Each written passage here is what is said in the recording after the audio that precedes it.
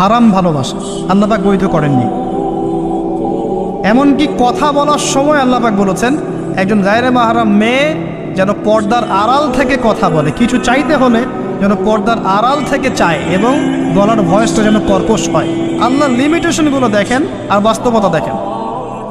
আল্লাহ পাকের লিমিটেশন হচ্ছে এরকম যে একজন মেয়ে যে আমার স্ত্রী নয় তার সাথে আপনি ফোনে কথা বলতে পারবেন না, প্রেমালাপ করতে পারবেন না, আপনি তার দিকে কামনার দৃষ্টিতে তাকাতে পারবেন না, আপনি তাকে স্পর্শ করতে পারবেন না, তার সাথে নির্জনে কোথাও সময় কাটাতে পারবেন।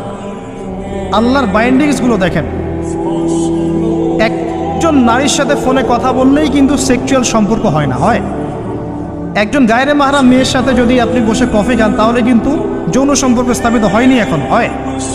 তারপরেও আল্লাহ রাব্বুল আলামিন বলছেন ওয়ালা তাকরাবুজ জিনা, এটার নাম আল্লাহ দিয়েছেন জিনা, আর বলছেন করো না এমনটা নয়, বরং ধার কাছেও যেও না।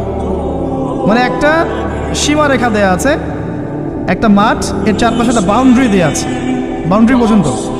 আল্লাহ বলছেন মাঠে ঢুকো না, এমনটা বলছেন না। আল্লাহ বলছেন মাঠের বাউন্ডারির কাছেও যেও না। আল্লাহ পাক বলেছেন হে আদম সন্তান, আমি তোমাকে ভালোবাসি আর এটা আমার হক যে তুমিও আমাকে ভালোবাসবে। এই পৃথিবীতে আমাদের ভালোবাসার কেন্দ্র কে হবেন? সমস্ত কিছু ভালোবাসার ঊর্ধ্বে কার স্থান হবে? আর আল্লাহ বলেছেন যদি তোমরা আমাকে সত্যিকার অর্থেই ভালোবাসো, কুল ইন কুনতুম তুহিব্বুনাল্লাহ ফাত্তাবিউনি, যদি তোমরা সত্যিকার অর্থে আল্লাহকে ভালোবাসো, আল্লাহর ভালোবাসা পেতে চাও, তাহলে একটা কাজ করো। কি করো? ফাত্তাবিউনি, কার অনুসরণ করো?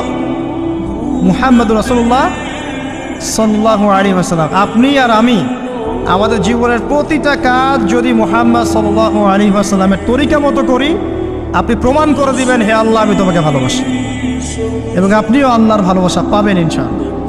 শুধু তাই নয়, শুধু ভালোবাসাই নয়, ওয়াগফির লাকুম যুনুবাকুম, তোমাদের সমস্ত পাপ মাফ করে দেব ইনশাআল্লাহ। আল্লাহু গফুর রহিম, আল্লাহ পাক হচ্ছেন পরম করুণাময়, অসীম দয়ালু। এখন নবী সাল্লাল্লাহু আলাইহি ওয়াসাল্লামকে অনুসরণ কিভাবে করবেন? ঘুমাবেন কার মতো? রাসূলের মতো। উঠবেন কার মতো করে? ওযু করবেন কার মতো? বাথরুমে যাবেন কার মতো? বের হবেন কার মতো? নামাজ পড়বেন কার মতো করে? তিলাওয়াত করবেন কার মতো? জিকির করবেন কার তরিকায়? ব্যবসা করবেন কার তরিকায়? চাকরি বাকরি কার তরিকায় করবেন? বিভিন্ন সেক্টরে দায়িত্ব কার মতো করে পালন করবেন? একজনই আপনার উসওয়াতুল হাসানাহ, লাকাদ কানা লাকুম ফি রাসূলিল্লাহি উসওয়াতুল হাসানাহ। একজনকে আল্লাহ পাক রোল মডেল করেছেন। একজনকে কি করেছেন? Role model. তাকে ফলো করলেই ইনশাআল্লাহ আপনি জান্নাতে চলে যাবেন।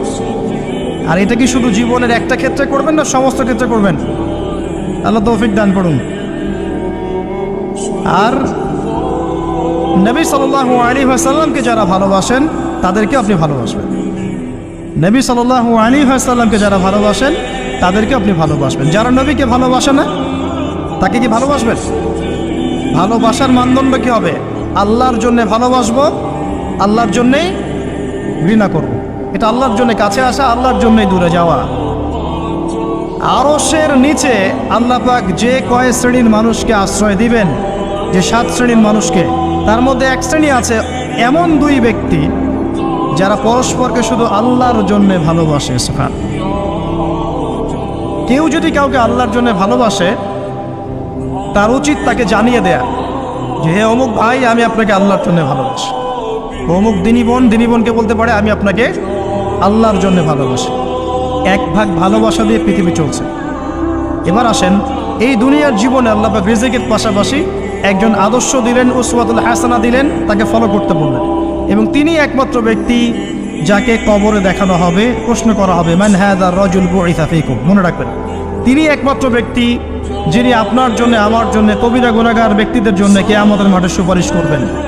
তিনি একমাত্র ব্যক্তি যিনি হাউজে কাউসারে পানি নিয়ে আমাদের জন্য অপেক্ষা করবেন। তিনি একমাত্র ব্যক্তি যার সুপারিশ আল্লাহ পাক কবুল করবেন ইনশাআল্লাহ আযজা ওয়া জাল। কিয়ামতের মাঠে যখন সবাই ইয়া নাফসি ইয়া নাফসি বলবে, তিনি একমাত্র ব্যক্তি যিনি বলবেন ইয়া উম্মতি ইয়া উম্মতি। অতএব আমরা সবাই যেন বিনা বাক্যবে মুহাম্মদ সাল্লাল্লাহু আলাইহি ওয়াসাল্লামকে আমাদের আদর্শ মেনে নেই এবং তার সুন্নত অনুযায়ী জীবনযাপন করার চেষ্টা করি। আল্লাহুম্মা আমিন।